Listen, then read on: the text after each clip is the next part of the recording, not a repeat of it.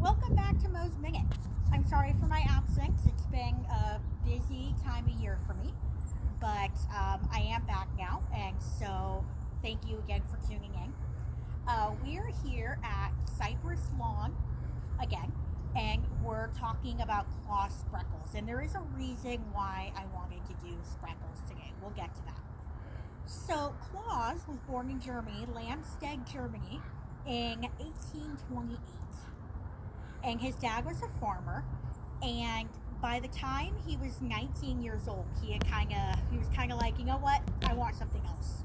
So in 1848, he came to America. He first went to Charleston. He worked as a grocery clerk, and then I think it was his brother who was like, oh hey, you should go to New York. I have a grocery store up there and things are better. So then he went up to New York. It was in New York that he married Anna Mangels. She was also German. And so they got married in New York in 1852. And not long after that, he came out here. He didn't really like New York. And then his brother-in-law was like, no, you should come out to San Francisco. At that time, it was after the gold rush. Like, things were just booming here. And since he didn't like New York, he was like, why not? So he packed up, he moved out here to the West Coast, and he started running a grocery store with his brother-in-law, who was also named Claus. Claus Mangels. That was Anna's brother. They had 13 children, but only 5 of them survived to adulthood. I think that's why this mausoleum is so big, is because depending on when he purchased the mausoleum, the 8 children that didn't survive childhood might be buried here with him. I don't know though. There's plenty of room. He's buried here with his wife and his son Adolf, and then his wife Alma. We'll talk more about Adolf in a little bit. So Claus was a man of business. He really had a head for business. So he had gotten into running grocery stores, and then was like, you know what? There's no wheat beer here. Let's change that. So he opened a brewery. He opened Albany Brewery, which was on Union Street in the city, and it's thought to be the first steamed beer in San Francisco before Anchor came and blew everything out of the water with how fabulous it was. R.I.P. Anchor. So he had this brewery, and then he opened a saloon, and he had a saloon on the waterfront. And it was while he was in his saloon one night that he thought about his next business venture, because he heard workmen from a nearby sugar refinery complaining about the amounts of waste, and that gave him an idea. He was kind of like, wait a minute, this company is still making money, but they're wasting. Obviously, there's a lot of room for opportunity here. Let's do this. So he sold his shares in the saloon and went to open a sugar refinery. And he got a job at a sugar plant, and then just learned everything he could about the sugar industry before he opened his first sugar refinery. There he had a couple. The first one was called Bay Sugar, and he had that one he opened it in 1863, and he had it till 1865. And the reason why he left was because he wanted to expand, and his partners didn't. He partnered with the same people. They were obviously good friends if they could, work together for as long as they did. But his partners were comfortable with how things were, so they didn't want to take the risk by expanding. And Claus was like, you guys suck. And so he quit. And then he went back to Germany for like a year and just like chilled and hung out and all this stuff. And he came back in 1865, and he opened a new sugar company. And this one, he partnered with the same guys. Like I said, they were obviously good friends.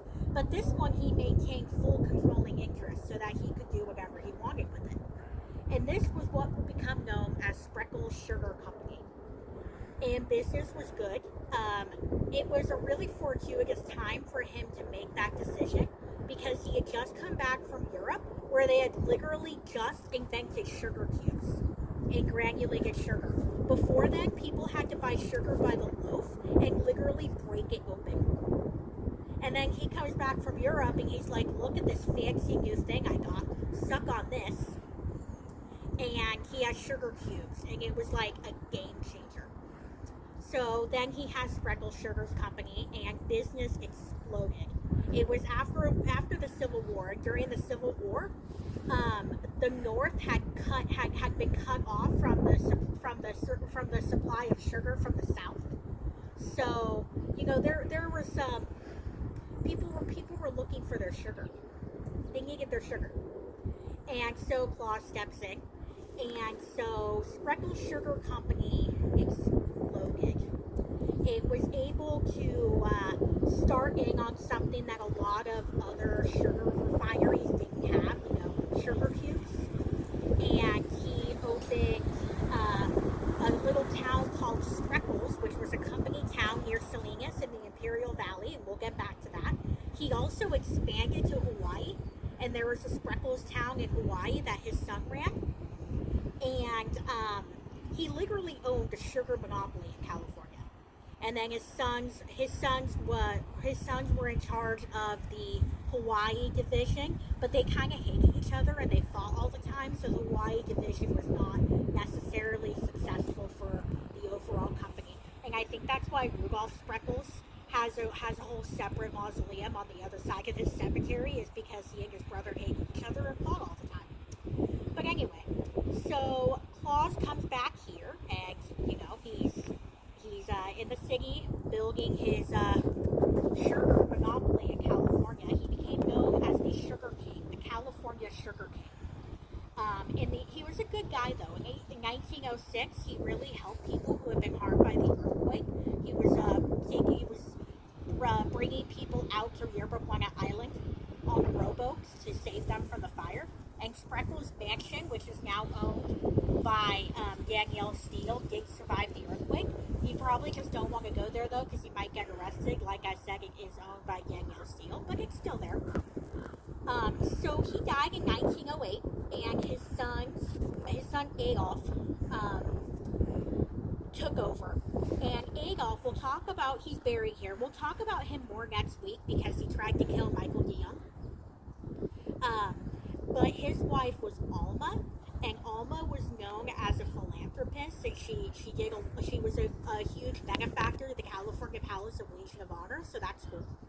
And they're all buried here. And so after he died, the sugar company was sold off to different companies. So that's why, even though it's no longer called Spreckels Sugar Company, the company still exists. It's now owned by like southern Minnesota beet farming or something like that, but they've still had a presence in California until now. Earlier this year, they announced that they were going to be closing the sugar factory in the Imperial Valley. And you mentioned, you remember when I said that he had a factory near Salinas in a little town called Spreckels? That's that factory. Faithful viewers will remember my episode on the Redmond Hirahara house when I said that it was built by William Weeks. Well, William Weeks designed that very factory down by Salinas. And so that factory's been there for probably over 100 years now. And the company, Southern Minnesota Beet Farming or whatever it's called, just announced this year that they were going to be closing it and moving everything out of California. And it's going to be the first time since Claus Spreckels founded his company in 1865, that Spreckels Sugar Company will no longer have a place in California, which is sad for such a large part of San Francisco history to be gone like that. So I wanted to get here and tell you more about Claus before his last sugar factory gets closed. So yeah, that's a little bit about California Sugar King. Like I said, he's buried here with his wife Anna and then his son Adolf and Adolf's wife Alma.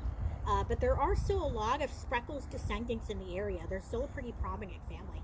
And yeah, make sure you tune in next week, and I'll tell you more about Adolf Spreckels, since he tried to kill Michael DeYoung. And that's going to be a party. So thanks for tuning in. Bye.